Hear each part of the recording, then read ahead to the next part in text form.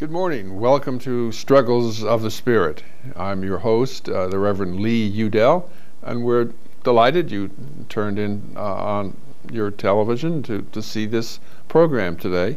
As you know, if you're a regular viewer, we have had a series for now 2 years, and it's every Wednesday at the same time for 1 hour. And the last 15 minutes of the hour is open for your input. We ask you to phone us, and at that time on the television screen our studio number will be displayed. So we do like you to call us up and to share your thoughts, your ideas, your response to what we've been saying.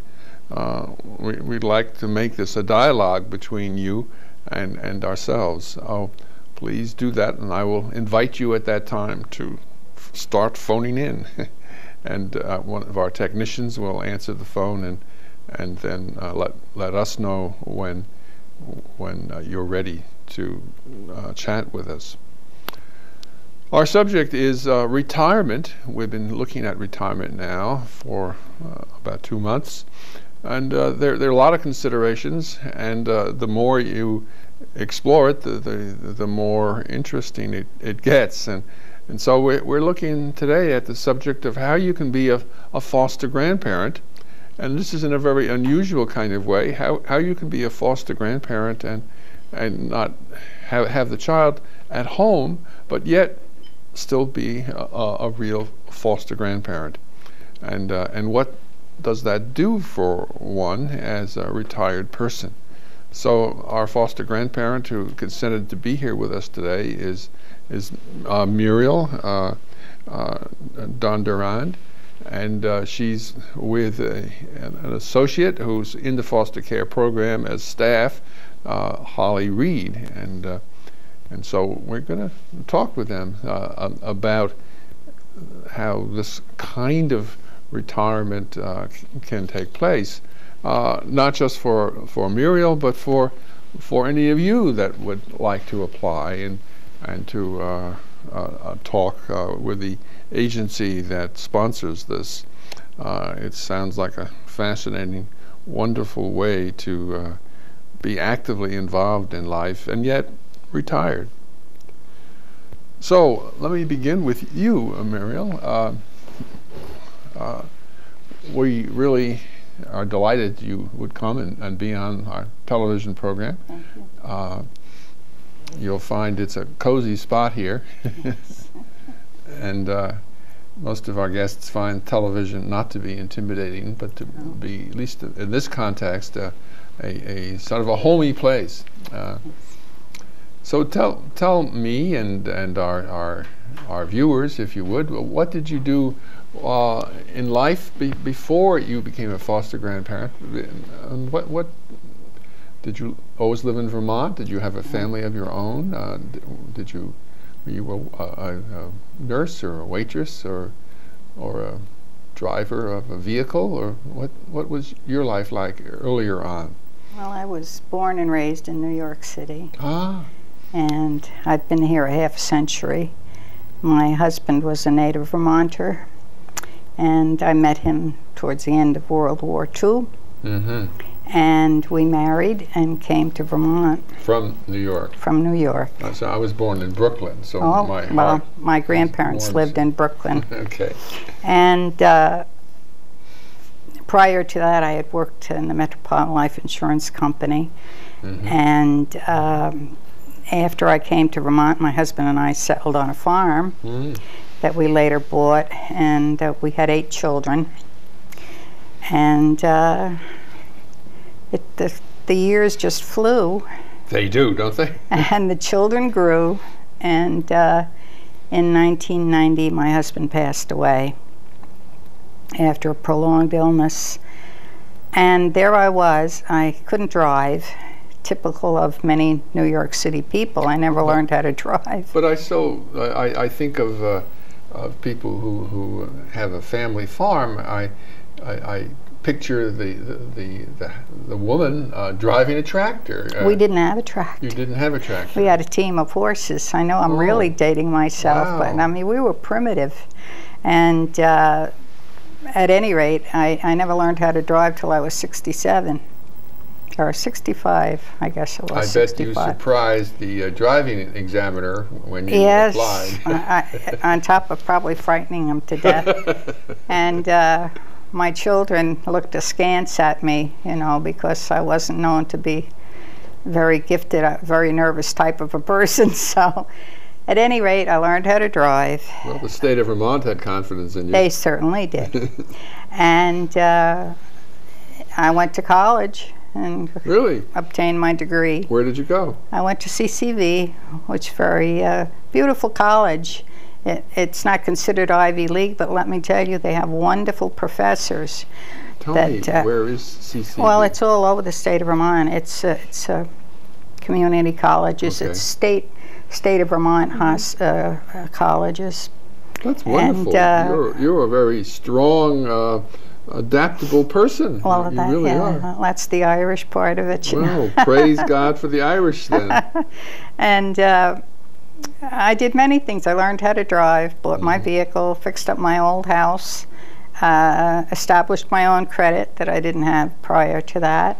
And let me interrupt you for a second. Yes, certainly. I correct me if I'm wrong, and Holly, you too. I understand that if during anyone's life, if the spouse, the man, does all the writing of checks and has the credit card in his name, and the woman doesn't write any checks, doesn't use any credit card, then she has no line of credit. Is that right? Well, I had no line of credit, no. And that was true for you? No. Oh, yes. Do you want to say anything about that? I'm not exactly sure how it works, but it is my understanding that if you don't have any credit through your life, should you become a widow, that doesn't mean your husband's credit extends to you if nothing was in your name. I think that's how it works. Now, I'm not an expert in that field. Well, it did for me. Yeah, and certainly that was Muriel's experience. I had to start from scratch. I had to really build a life.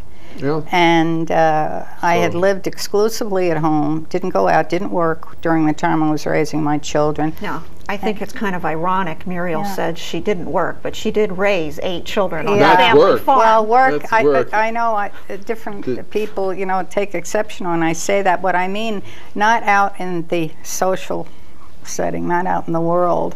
I worked at home and was more or less a hermit, you know. And you don't seem to be a hermit to me. Well, not anymore. I guess somebody said one time you're like a flower that somebody forgot to water till now. So I found all these wonderful things out there, and none can surpass the foster grandparent program. Well, we'll get to that, but I want to get just a little bit more about your interesting background. Did you assist on the farm? Oh, definitely. You did, all right. So, oh, yes. I mean, in addition to raising the children, and keeping house, you were a practical member of the family for farming. Well, we didn't have children for 4 years, so I had those 4 years that I could assist totally, and then the rest of the time I'd bring the little ones to the barn. But we sold the farm. Was it for milk? You had cows? Oh yeah, we had a dairy farm, 252.5 acres, and as I say, we had we had a beautiful team of horses. I don't think there's a tractor that can beat a good horse. And you know, we were young, and our goal was to be rich by the time we were 40. Well, 40 has come and gone several times for me, but that's not. When you're young, you look at life in a different perspective. You do. Totally. You do. Yeah. And the far future has no meaning to you. No, exactly. You're going to live forever. You never think of death. And one of the wonderful things that happened to me, and my first husband, God rest him, he was in Mary Fletcher, or the Fletcher Allen, for 5 weeks, his last illness, and I stayed down there with him. And it was a sad ending, but I was glad I was able to be there with him, you know. And then after the fact, you know, everybody goes away after the funeral, and all of a sudden You're alone. there you are. All my children had grown up. My youngest boy was 21 at the time. Had they moved away? Well, Your family? They're in Vermont, most of them. I have one son that's deceased now. He died 2 years ago. He was hit by a car in Florida and killed. Sorry. And that was a hard one. And then I have another son who flies for American Airlines now. He was flying for Reno, and they've been assimilated into the American group. And he lives in Nevada, and he brings us out there and takes us to gamble in Las Vegas and different things like that. Did you win any money? Does anyone? The first day we went, of course, mind you, we're not big spenders, but the first day we played, and it was great, and I won $7. And I said, woo. And so, but the next 3 days was a total loss. That cured me of any Well, you knew when to stop. Oh, definitely. But that was very nice. But the children that I have here are around Vermont, so I can see. Well, of course, they have their own lives now, and I do too. I work. Plus, in 1993, I was fortunate enough to meet and marry this marvelous Muriel Danduraano, and I must say, they say grow old along with me, the best is yet to be, the last of life for which the first was made, and I certainly have found that to be the case. And of course, as I say, you're going to discuss the program, but that was the watershed for me. Tell us how it was a watershed, that you found someone to share life with you again. Is that the program or my husband? Both. Well, I mean, he just. There are no words, Usually an Irishman can talk at the drop of a hat, but this man is such a wonderful, holy, gentle, kindly man, and his whole family is so good to me. So it was an offshoot of me starting a new life. But as they say, it's not good for man to be alone, right, or a woman. Right. And I was very fortunate, as I say, to meet him. And he's such a supporter. He's not only my husband, he's my best friend, and he's very good to my children. So, but as I say, getting into the foster grandparent program was the catalyst that caused me to become more social. How did that accomplish that? Well, I have a dear friend who's no longer a foster grandparent, Ruth Judd, and she told me about it. And then Mary Furkey, who is my coordinator in Franklin County, called me and asked me about it, and I was terrified. I said, I can't do that. I raised 8 children. I can't do that. What were you terrified of? That I wouldn't be, capable. And so I reneged, and then I said I would. Then I reneged, and back and forth a couple of times, and then finally one day, I said, "Well, I'll give it a try." And need I say more? The rest is history. It's been 8 years, and it's quite the most wonderful thing. It does so much. It adds dimension to your life. Also, you realize you have something to give to the little children that you work with, and they appreciate the attention you give them and the love, and you help them with their schoolwork too. But at the same time, they can tell you their little troubles, and you accept them as something very important, because it's very important to them. Their little what to the world would be minor problem, to a little child, they're major problems. And the motto of the program is giving love and getting love in return, and I said that's marvelous. We're also very fortunate to have a wonderful woman in Holly Reed that runs the program. We're connected to United Way now after many years under the auspices of the VNA. And then in Franklin County we have an equally gifted lady who is just marvelous. And when she came to me the first time, and then I reneged, she didn't get upset. She said, when the time is right, if you feel, then let me know. And I think it was the lack of pressure that finally changed my mind about going into it. So you weren't pushed, you weren't forced. Oh, not at all, not at all. And we're treated so well. I'm unique because I'm the only one at Sheldon School, you know. So I'm the queen bee, you might say. They gave me my own reserved parking. Now, in an institution, that's a major That is a major coup. Oh my, that's coup, you know, very rare. Very rare. And if anybody goes and parks there, there's more, because they'll announce on the intercom, somebody's in Grandma Danduraan's place. But all the staff treat me marvelously well. And the present class that I'm in now, the teacher, she makes me feel part of the team. I feel so wonderfully utilized. You know, we're not aides per se, and we're not teachers with a certificate.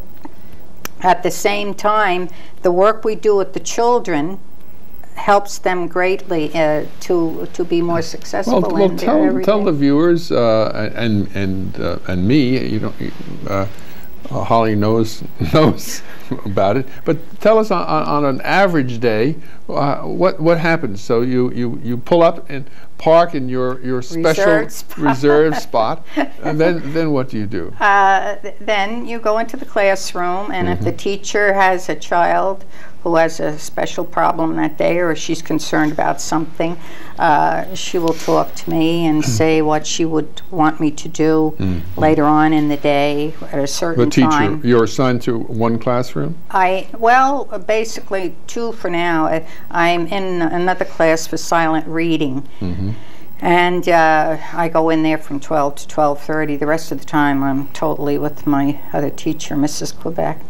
And she is so very thorough, and she makes you feel, as I say, as if you're a positive addition in the classroom. I think you are, from what I gather. Well, they're teaching elemental algebra now to third and fourth grade children, which is quite amazing, And the manner which they teach it, I said, oh, I wish, because I had been math phobic all my life, I said, I wish that I had learned at that age, you know, instead of waiting until I got into high school to learn algebra. And it's very, very fulfilling, very fulfilling. And then you work right through. If there's spelling, then you cast a spell, you assist them with that. And the math, with their writing, you'll edit their stories and things like that. And you also have time, if they want to come to you with their little, you know, Grandma, can I talk to you about something? And then do they call you Grandma? Oh, yes, I'm Grandma. And I am really a grandmother. So it's very nice. And you build a rapport with them. And the best part of it is you're not an authority figure, you see. Right. So they have totally no fear of you, because, you know, they know that Grandma's not going to talk to how them many grandchildren do you have in a class, in your classroom? In my present class is 16. 16. And that's I've had upwards number. of 21 and 22, but this year it's kind of shortened. That's an ideal number. When I was in school, it was more like 28, 29, 30. Yeah, anything upwards of 20, you really have a problem, because you know, you really want to give your best. And my teacher, she's been teaching forever. I mean, since she was a young girl, and she has such a marvelous way with the children. She utilizes you well, then. She certainly does. She doesn't see you as a rival or a competitor. Oh, no, not at all. In fact, she acts, you know, they really praise me so much that I said I'm going to have to wear a new hat size if it keeps on, because they just are so supportive. And that the principal, our new principal, the prior principal, is wonderful to me, and we have a young woman, Sharon Senesac, who is just marvelous. It's a very well run school. There's a lot of values that are impressed on the children in that school. So all in all, it's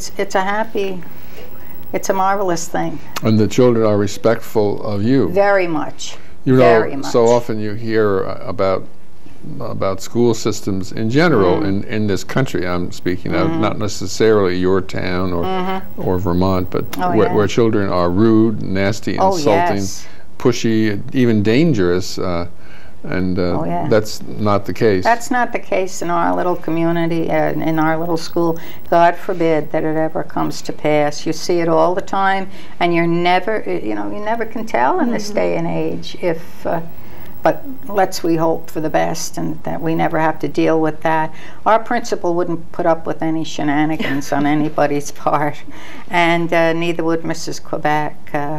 She's very kind but very firm about the children showing the proper respect and waiting their turn. So everybody's happy. Wonderful. So sometimes you might have one child you're working with, sometimes you'll have several. It all depends. Exactly. If a child needs extra attention, I've worked, in fact, sometimes with 3 or 4 at the table in the back of the classroom, and when they needed extra input, it's just like everything else in the world. Some things are more of a challenge to a child than to another child. So you focus on that and you try to give them the direction that they need and do it in a manner that doesn't make them feel intimidated. So it does. It works wonders. It really does. How long have you been doing this? This is 8 years. 8 years. If I start in September with the help of God, I'll start my 9th year. So it's been a wonderful experience. I never believed or never thought back in my younger years that my mid-60s and upwards would prove to be so wonderful. So I never consider age anymore. I'll be 73 next month, but I never consider age at all. And of course, you have to have good health. That is one thing. If you have good health, you have a lot more stamina. Not all of us are blessed with good health, but my husband and I, thanks be to God, we do have very good health. So, well, let me involve Holly some here, but there's some questions I want to ask. How is a foster grandparent in your program different than just having a sensitive teacher aide? What would be the difference? Well, Holly can explain that. Well, I think the difference is the fact that the foster grandparent is supplemental to the rest of what goes on in school. They are a senior citizen that comes into a site, and we do have foster grandparents in a variety of different sites, such as everything from daycares, preschools, Head Starts, elementary school, middle school, and then we have foster grandparents that work through the Department of Corrections and Woodside Juvenile Rehabilitation Center working with older youth. But I think the difference is the foster grandparent really is a grandparent-like figure who has as their goal to develop a one-to-one relationship with children who need that extra support. And they really work to build self-esteem, they work to build skills, they work to develop that relationship so the child really feels confident. So I think the difference is that whole nature of a grandparent-like relationship. I think perhaps the difference is best in our own imaginations when we think back the difference between our teachers, our parents, and going to our grandparents' home. Now I know for some people the grandparents' home was a stern, strict place, but for so many people that was the place that there was a lot of moral support, it wasn't as judgmental, and I think that carries over into the foster grandparent role.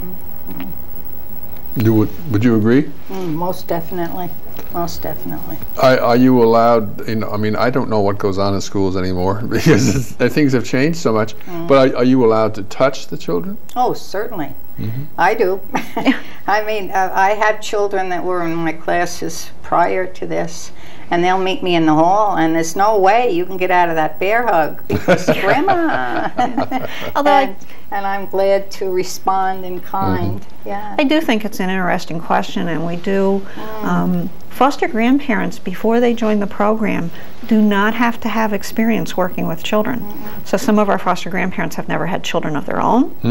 They may not have ever worked with children. We have foster grandparents who were salespeople, who were homemakers, who worked in the mill in Winooski, just a whole variety of different things. So we do provide some preliminary training for foster grandparents before they start at their placement, and then they get training along the way. But one of the things we do talk with foster grandparents about is the whole issue of, as Muriel said, the children really come to look forward to a hug and some nurturing and some caring, which is very appropriate. But we also talk about appropriate ways to do that. If a child approaches you for a hug, that's different than you just giving a hug to a child before they make it clear that's what they're looking for.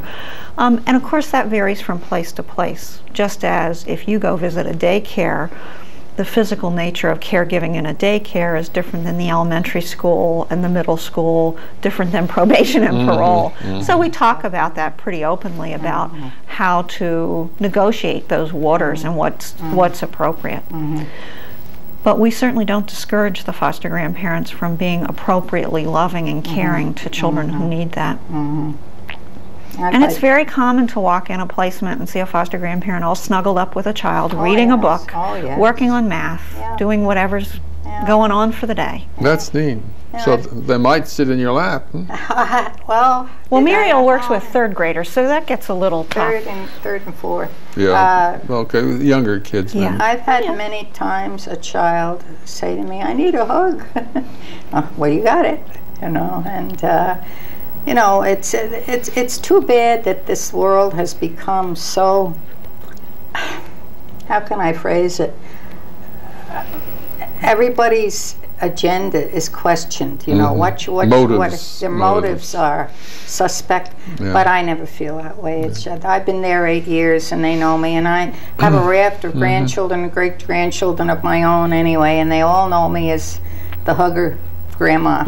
So I hug everybody. Oh, wait a minute, I'll give you a hug, and it works out well. The children appreciate it.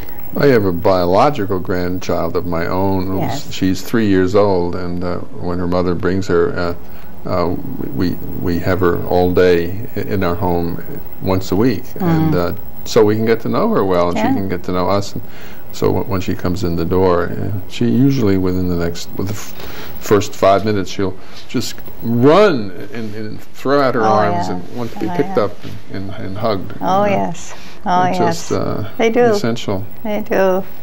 And we really see that with the foster grandparents too. I was just at a local daycare where there's a foster grandparent, and he was arriving, and there were a bevy of 3-year-olds that ran up to him and wanted a hug, because just as in your grandfather role, that is a very natural thing to do. That sort of nurturing is very natural in a daycare, and very appropriate. Yeah. Especially, as I said prior to this, that since we are not authority figures, we represent a huggable entity. And your title is interesting, foster grandparent. Well, the kids don't say that. They say grandma. Grandma. Every child needs a grandma and a grandfather. Some kids have them.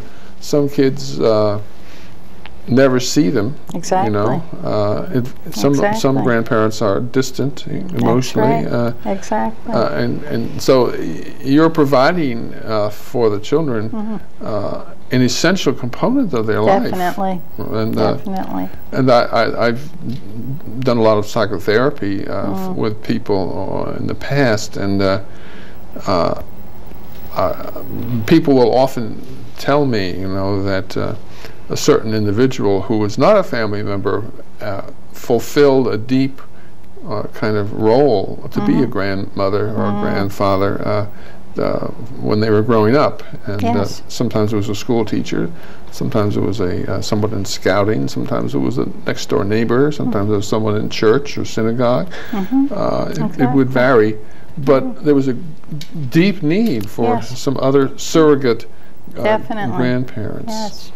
In fact, I saw a young lady the other day. Well, she's got married young, so her children look the same age as she does practically.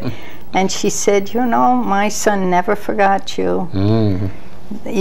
And he had been known to be on the bench, as they say, quite a few times for one thing or another. He's graduated now 4 or 5 years ago. She said he never forgot how kind you were to him, and it encouraged him so much. And you know, that was worth a million to me, to hear that said, that they really felt that you made an impression, did some good. They may very well remember that for the rest of their lives. I hope so.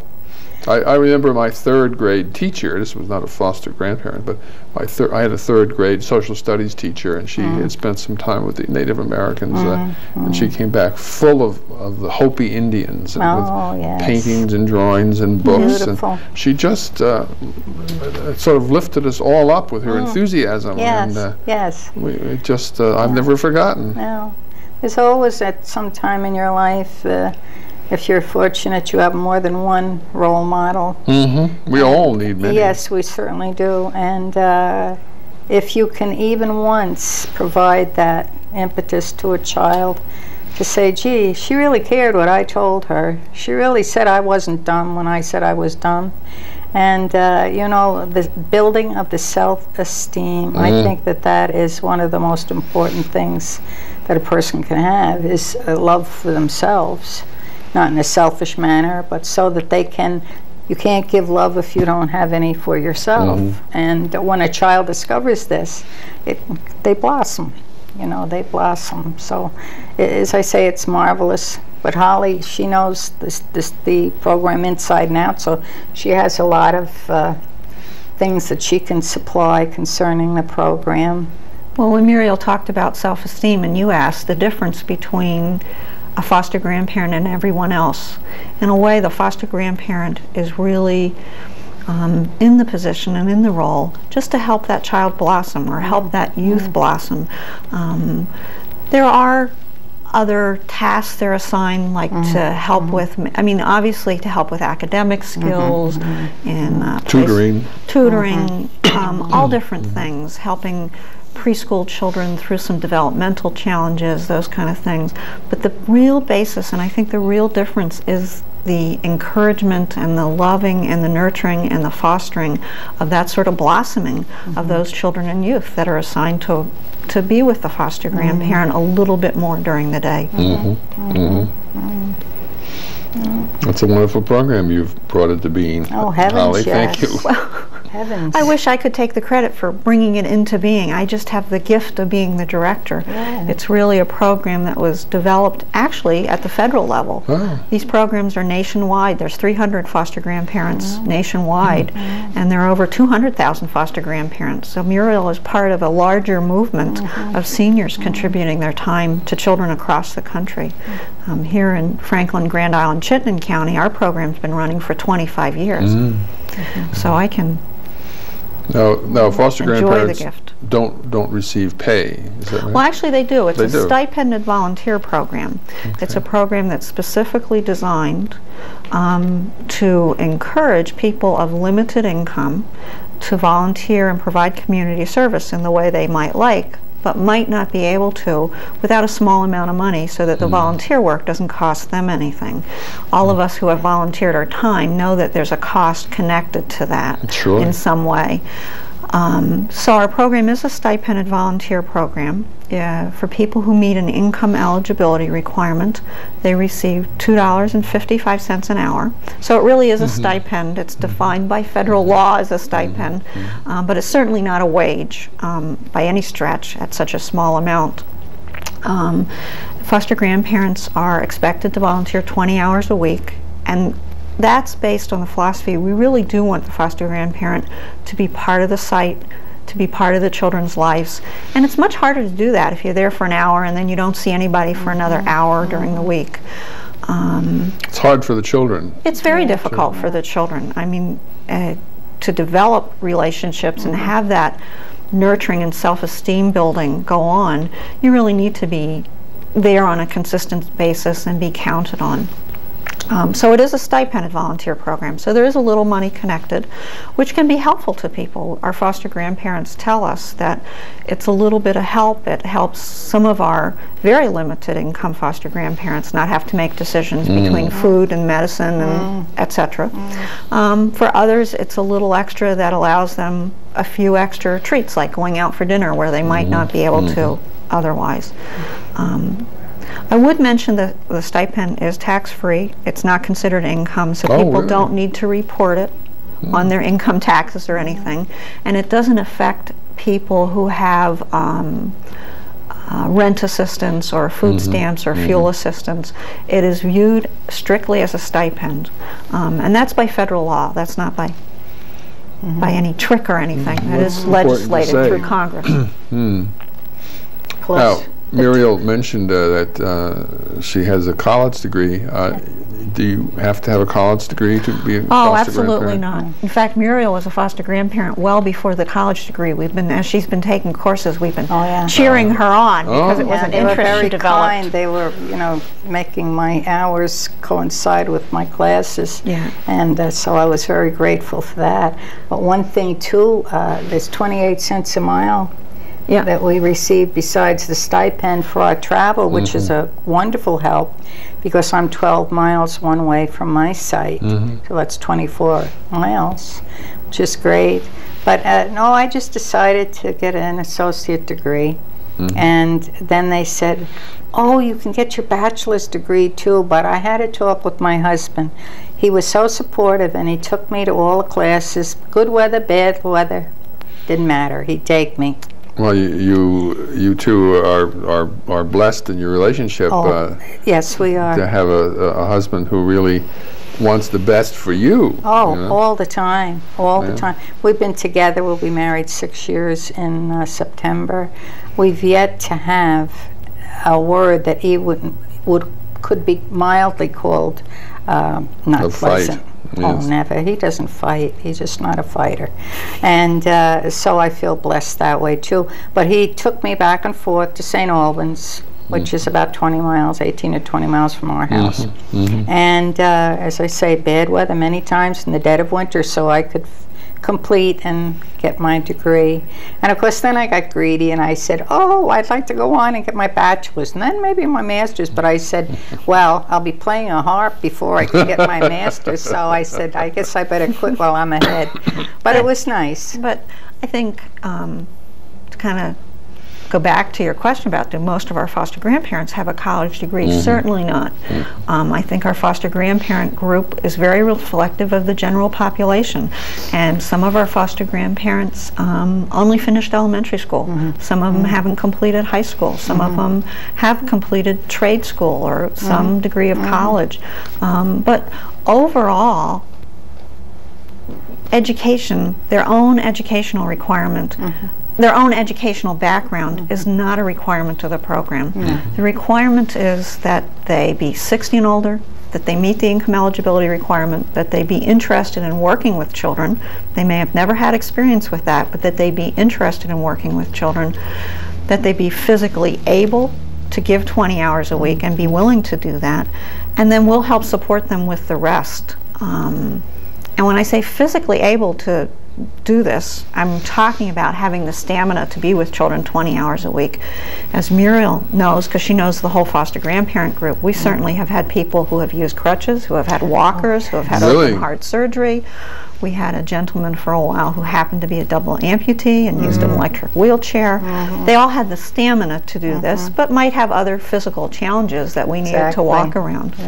A number of years ago, we had a lady who happened to have cerebral palsy, and the children just quickly understood that if they needed a hug or wanted a hug, what they needed to do was say, Grandma, please sit down, I'd like a hug, because if you hugged her while she was standing up, it caused her to be unsteady and she might fall.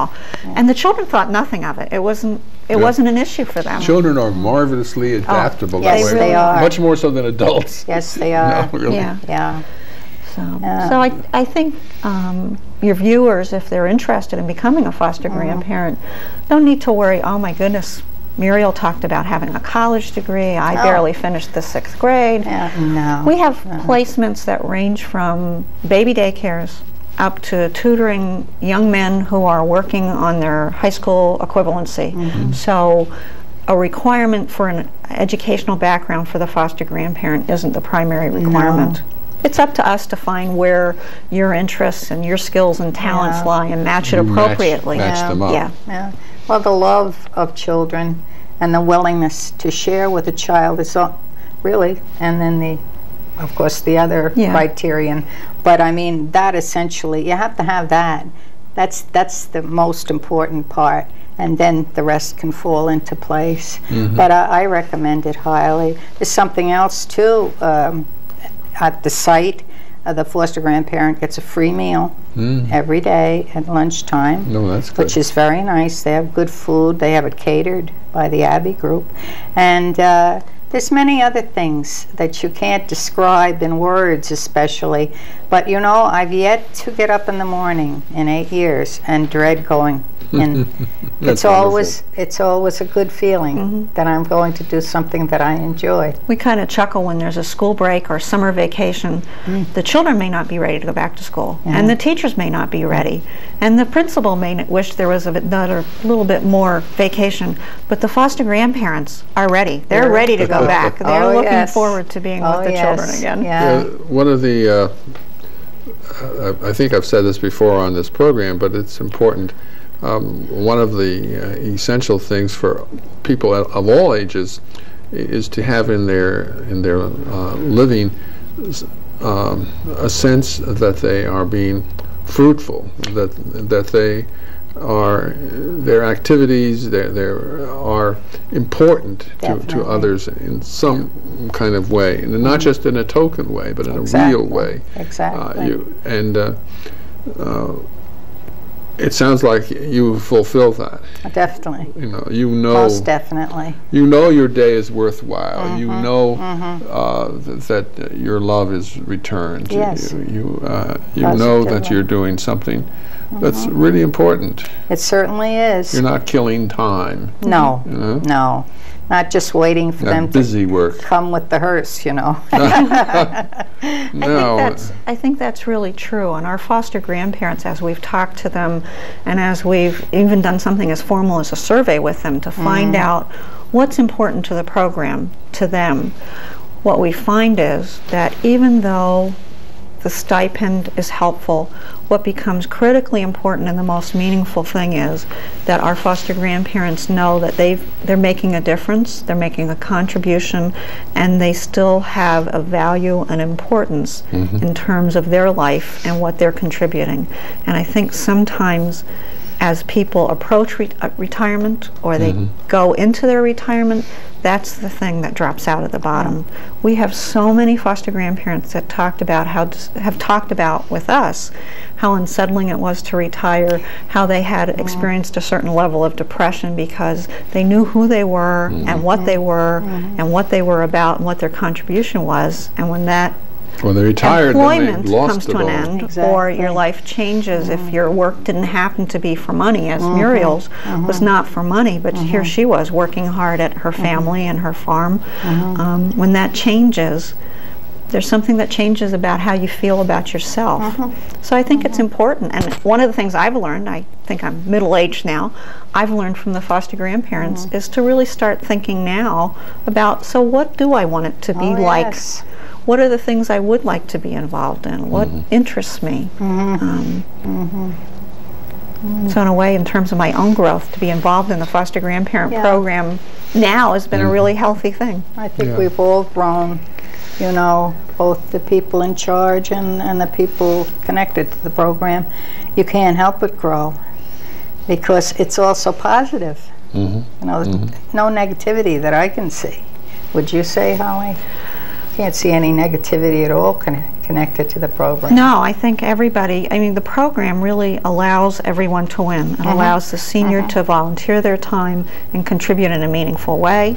It allows children and youth to grow and develop under the support, with the support of a foster grandparent. And I think the other interesting thing that happens, which is a byproduct, is that the foster grandparent develop important relationships with the other adults at the volunteer site. Yes. It has been remarkable to me to see the kindness and goodness that has just naturally come from people when a foster grandparent becomes ill, when a foster grandparent experiences a tragedy.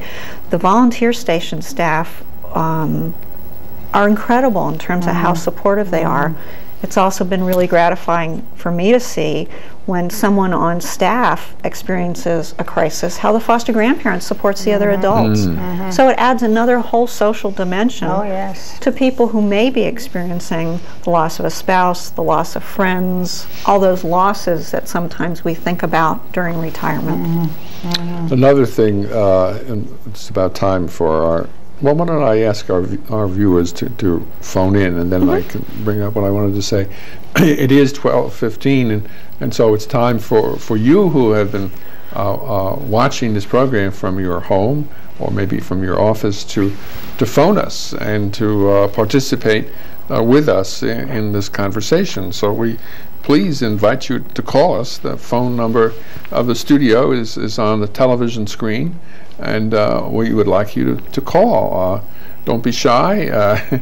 You don't have to say any necessarily profound things. You can just say hello and give us your honest opinion of what we're saying and how it might be helpful to you, or problems you might be having that you would like to bring up for us to address.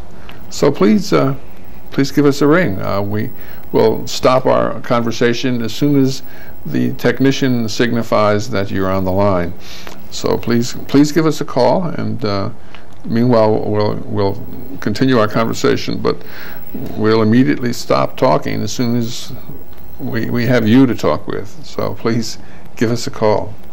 We're talking about retirement, and we've been talking about foster grandparents, and we've had a guest here, Muriel, to teach us about how it works in her life as a foster grandparent, and we've had Holly Reed, who's in charge of the foster grandparent program, to help us understand how it works.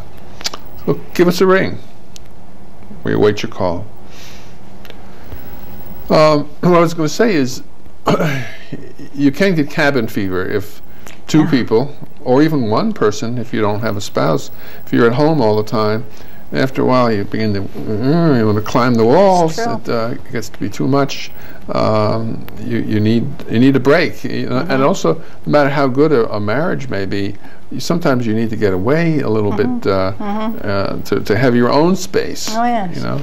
And there's nothing wrong with that. Even in the Christian scriptures, Jesus would take off into the hills sometimes, leave his disciples.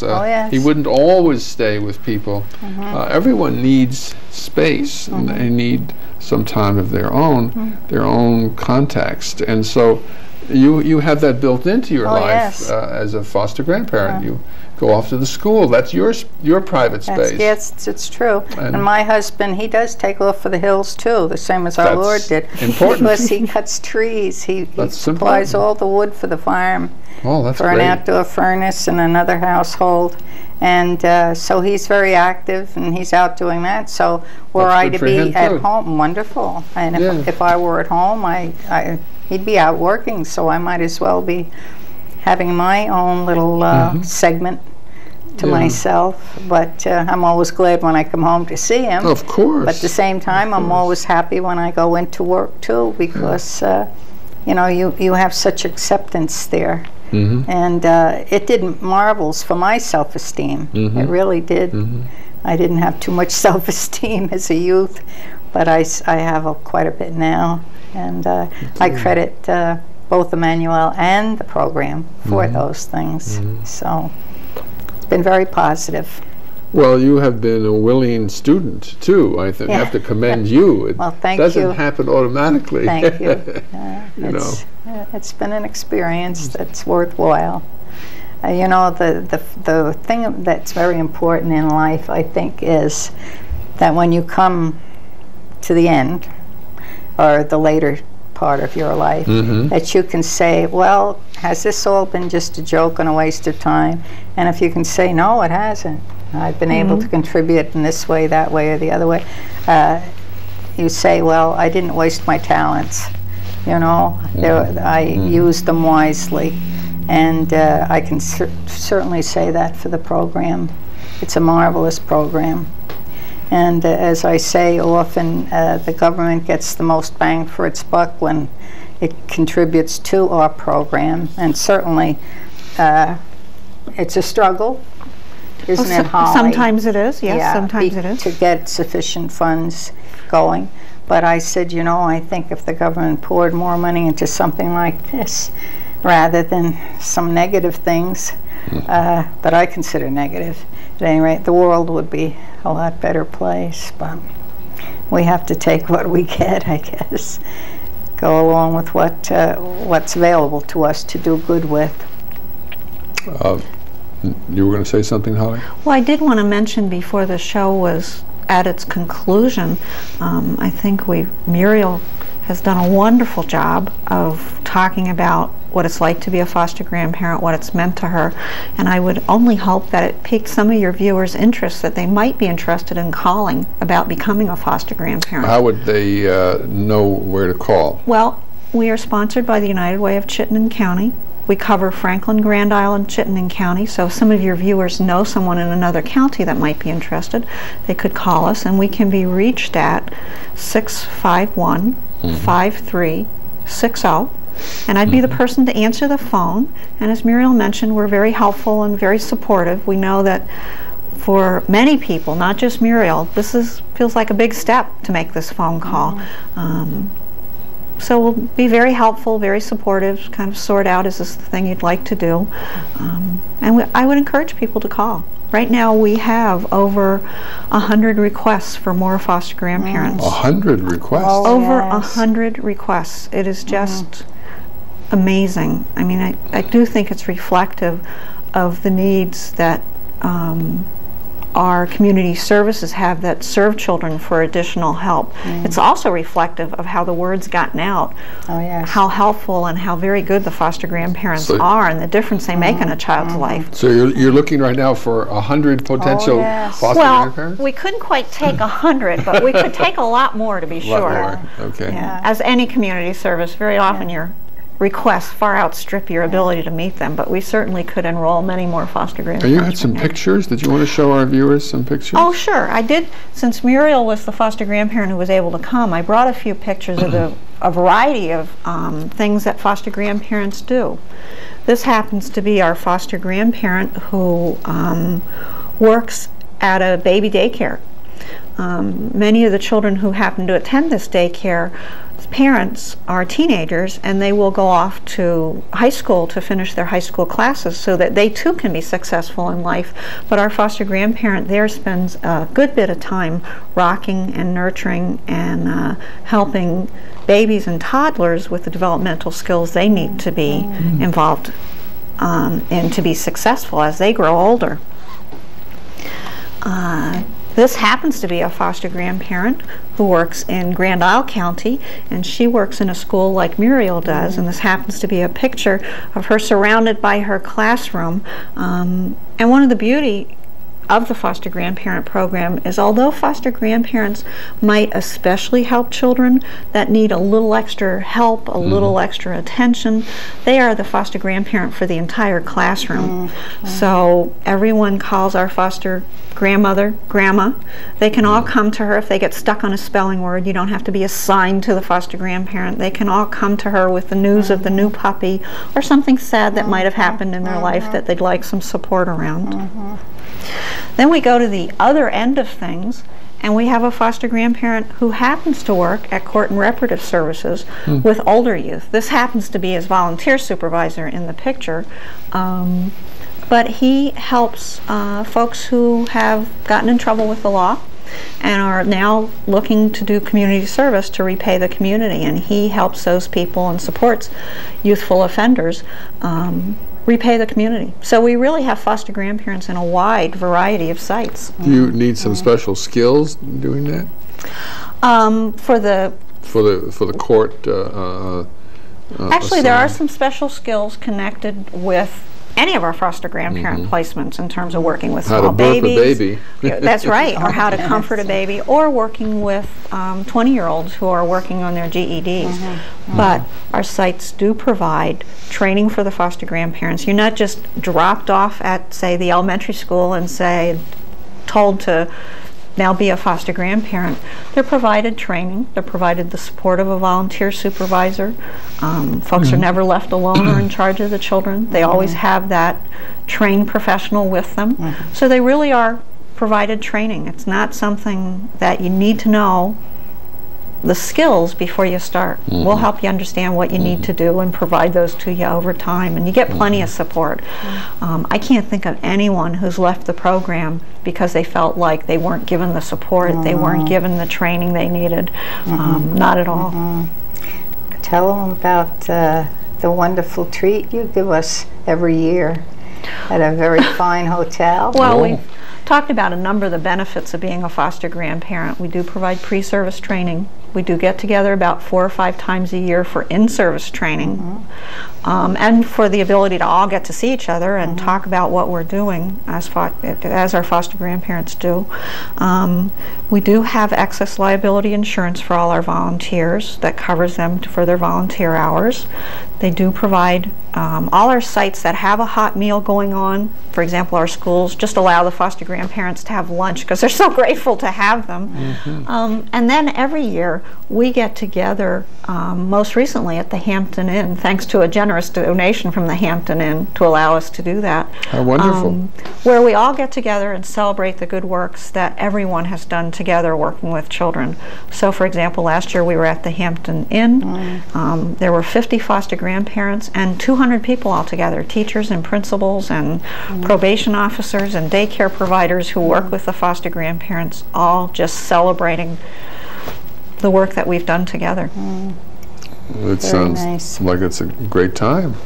Wonderful. You're giving it a good recommendation. Well, it's very enjoyable. We all have a very good time and get together and in a very beautiful setting. So it really is. It's very worthwhile. Well, we have 2 minutes left before our program is over, so if any of you are hesitating about calling, please phone us right now. We would like to hear from you. Do you have any questions, either of you, about... Oh, maybe Holly has something that she'd like to about the subject here of... Well, are you retired? Let me ask you that question. I don't consider myself retired. I'm not sure what the word really means. Well, you said it well. When you retire, you go to bed. You go to bed. Pull the covers over your head. At the end of the day. And so, no, I don't feel that way. In fact, when I was a young mother raising children, and my oldest children, of course, were a lot more advanced in age than my babies, since I had 8 children. And they always knew where to find Mom.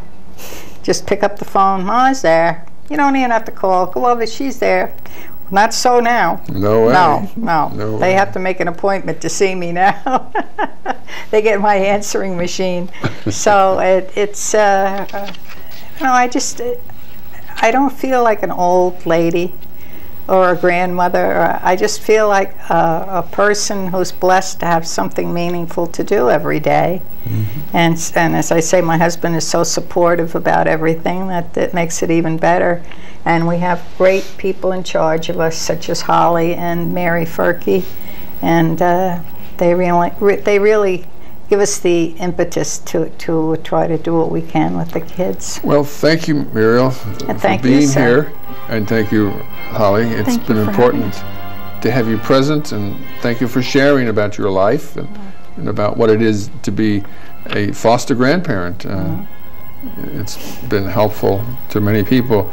We don't get the phone-ins, but I think you'll hear feedback from friends and neighbors in the supermarket or on the street. I saw you on television. I'm pretty sure I did, and so you'll find feedback that way. Oh yes, oh yes. So thank you for taking the time to do this, and I hope you found it worth your while. Definitely. It was a great pleasure, and I appreciate the chance. And appreciate Holly for calling and telling me about it. And thank you for having us. I think it's important people know there are alternatives as they enter their senior years that they might not have thought about before. Yeah, they definitely probably didn't know they existed. These things.